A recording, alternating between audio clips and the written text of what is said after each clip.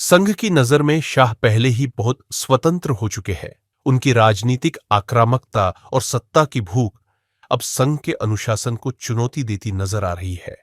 और यही बात मोदी भी जानते हैं, क्योंकि इस बार आरएसएस शाह के साथ नहीं है। मोदी के लिए यह डबल ट्रबल है। एक तरफ अमित शाह का बढ़ता दबाव, दूसरी तरफ संघ की नाराजगी। वो न शाह को खुलकर रोक सकते हैं, न संघ को नाराज कर सकते हैं, और बीच में फंसा है बीजेपी का भविष्य। मोदी का हमेशा से एक ही फॉर्मूला रहा, पार्टी मेरे हिसाब से चले।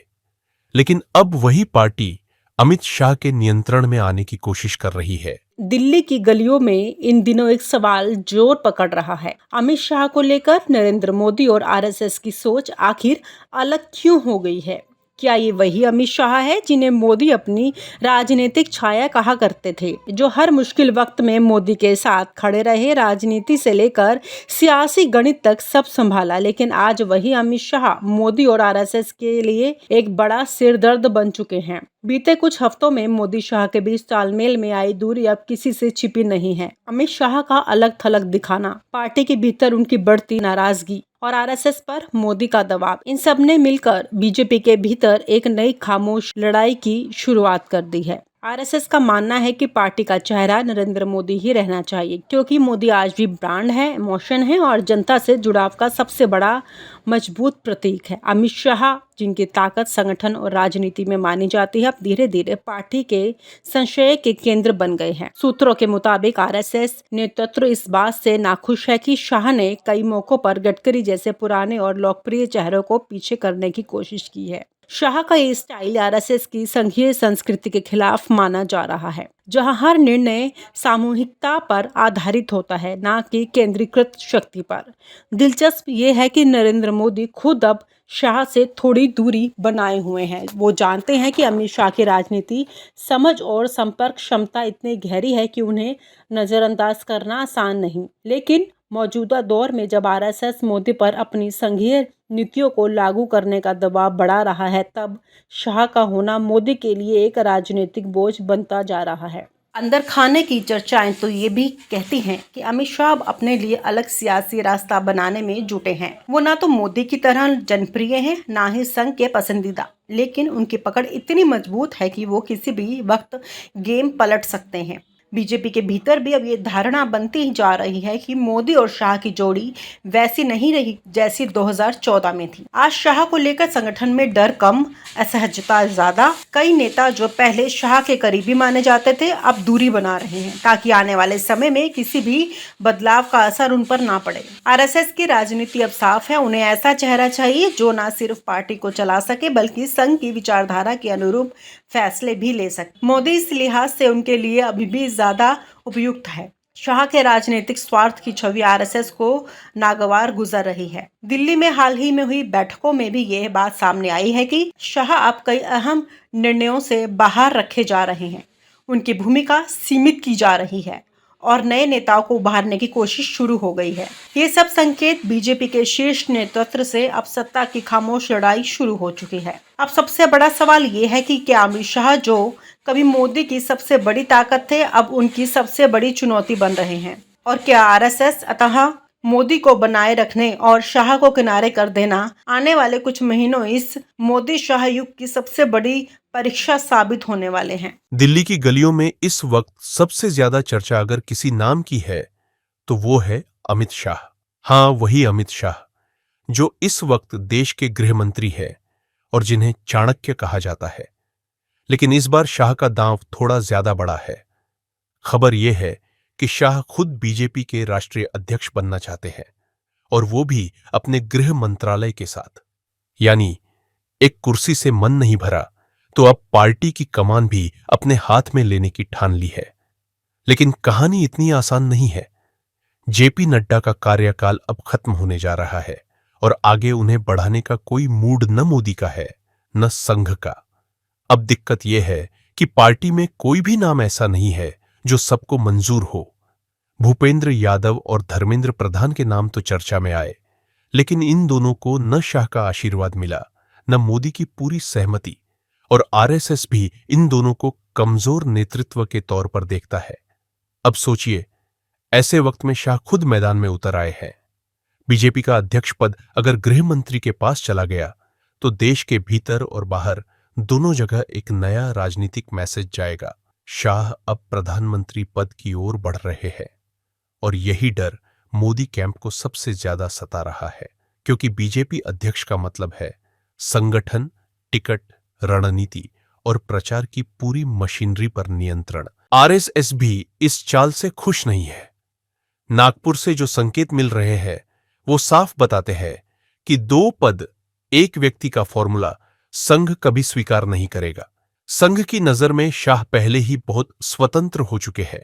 उनकी राजनीतिक आक्रामकता और सत्ता की भूख अब संघ के अनुशासन को चुनौती देती नजर आ रही है और यही बात मोदी भी जानते हैं, क्योंकि इस बार आरएसएस शाह के साथ नहीं है। मोदी के लिए यह डबल ट्रबल है। एक तरफ अमित शाह का बढ़ता दबाव, दूसरी तरफ संघ की नाराजगी। वो न शाह को खुलकर रोक सकते हैं, न संघ को नाराज कर सकते हैं और बीच में फंसा है बीजेपी का भविष्य। मोदी का हमेशा से एक ही फॉर्मूला रहा, पार्टी मेरे हिसाब से चले। लेकिन अब वही पार्टी अमित शाह के नियंत्रण में आने की कोशिश कर रही है। अब दिल्ली के राजनीतिक गलियारों में यह सवाल उठ रहा है, क्या अमित शाह खुद मोदी से अलग अपनी सत्ता इकाई खड़ी कर रहे हैं?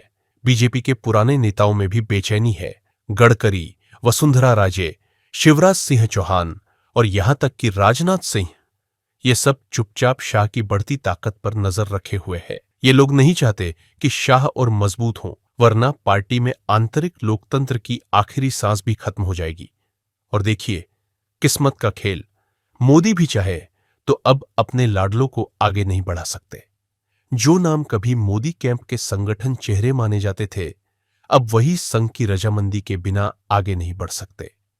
यानी मोदी की ताकत भी अब संघ की मोहर पर टिकी है और यही है शाह के लिए सबसे बड़ी बाधा, क्योंकि बिना संघ की अनुमति के बीजेपी अध्यक्ष की कुर्सी पर बैठना आज भी नामुमकिन है। शाह के करीबी मंत्री इन दिनों खूब लॉबिंग कर रहे हैं।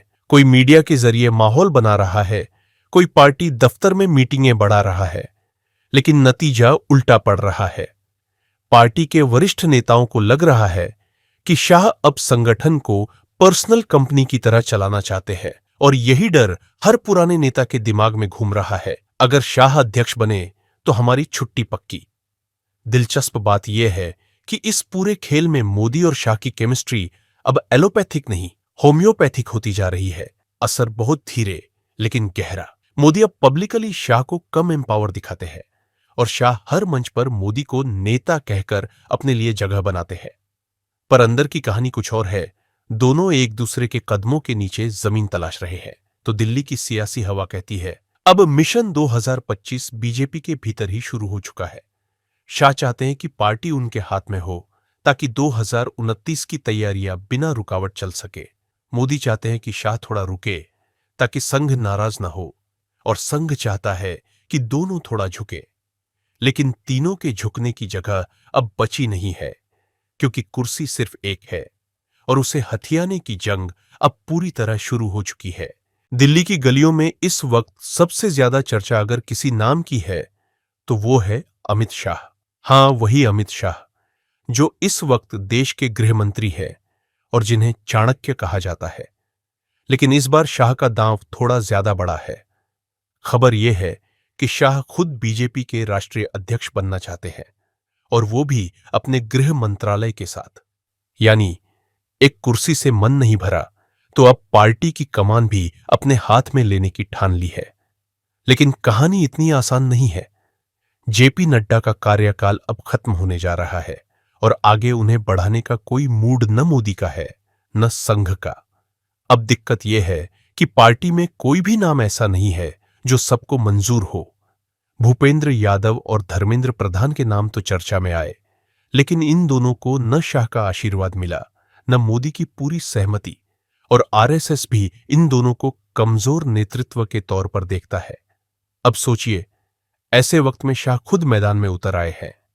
बीजेपी का अध्यक्ष पद अगर गृह मंत्री के पास चला गया तो देश के भीतर और बाहर दोनों जगह एक नया राजनीतिक मैसेज जाएगा।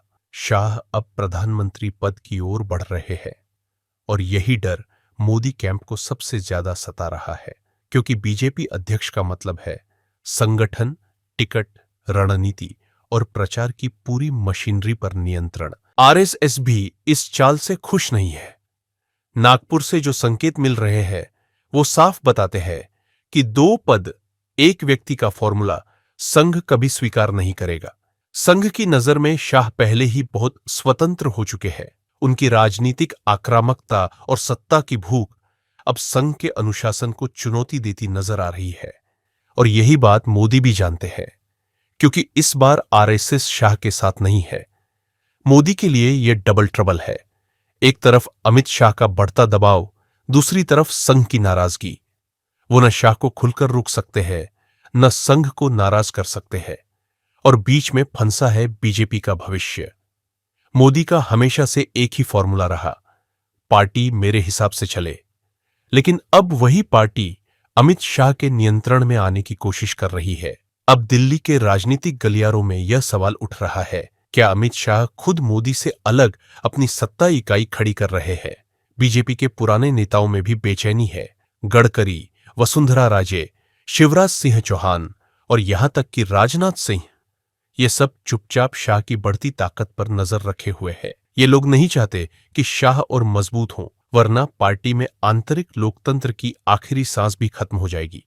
और देखिए, किस्मत का खेल, मोदी भी चाहे तो अब अपने लाडलों को आगे नहीं बढ़ा सकते। जो नाम कभी मोदी कैंप के संगठन चेहरे माने जाते थे, अब वही संघ की रजामंदी के बिना आगे नहीं बढ़ सकते। यानी मोदी की ताकत भी अब संघ की मोहर पर टिकी है, और यही है शाह के लिए सबसे बड़ी बाधा, क्योंकि बिना संघ की अनुमति के बीजेपी अध्यक्ष की कुर्सी पर बैठना आज भी नामुमकिन है। शाह के करीबी मंत्री इन दिनों खूब लॉबिंग कर रहे हैं। कोई मीडिया के जरिए माहौल बना रहा है, कोई पार्टी दफ्तर में मीटिंगें बढ़ा रहा है, लेकिन नतीजा उल्टा पड़ रहा है। पार्टी के वरिष्ठ नेताओं को लग रहा है कि शाह अब संगठन को पर्सनल कंपनी की तरह चलाना चाहते हैं, और यही डर हर पुराने नेता के दिमाग में घूम रहा है। अगर शाह अध्यक्ष बने तो हमारी छुट्टी पक्की। दिलचस्प बात यह है कि इस पूरे खेल में मोदी और शाह की केमिस्ट्री अब एलोपैथिक नहीं, होम्योपैथिक होती जा रही है। असर बहुत धीरे लेकिन गहरा। मोदी अब पब्लिकली शाह को कम एम्पावर दिखाते हैं, और शाह हर मंच पर मोदी को नेता कहकर अपने लिए जगह बनाते हैं। पर अंदर की कहानी कुछ और है। दोनों एक दूसरे के कदमों के नीचे जमीन तलाश रहे हैं। तो दिल्ली की सियासी हवा कहती है, अब मिशन 2025 बीजेपी के भीतर ही शुरू हो चुका है। शाह चाहते हैं कि पार्टी उनके हाथ में हो, ताकि 2029 की तैयारियां बिना रुकावट चल सके। मोदी चाहते हैं कि शाह थोड़ा रुके, ताकि संघ नाराज न हो, और संघ चाहता है कि दोनों थोड़ा झुके। लेकिन तीनों के झुकने की जगह अब बची नहीं है, क्योंकि कुर्सी सिर्फ एक है, और उसे हथियाने की जंग अब पूरी तरह शुरू हो चुकी है। और आप हमसे जुड़े रहने के लिए सब्सक्राइब करें YouTube पर, फॉलो करें Twitter पर और लाइक करें Facebook पर। और ज्यादा जानकारी के लिए आपको टाइप करना होगा सिर्फ न्यूज़ नशा।